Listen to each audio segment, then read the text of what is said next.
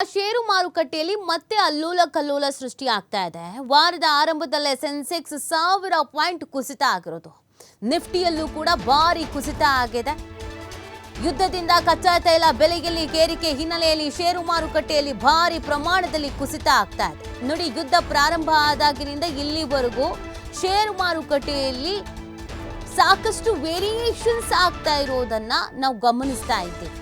ಯುದ್ಧದಿಂದ ಕಚ್ಚಾ ತೈಲ ಬೆಲೆಯಲ್ಲಿ ಕೂಡ ಏರಿಕೆಯ ಹಿನ್ನೆಲೆಯಲ್ಲಿ ಈ ಒಂದು ಬದಲಾವಣೆಗಳಾಗ್ತಾ ಇದೆ.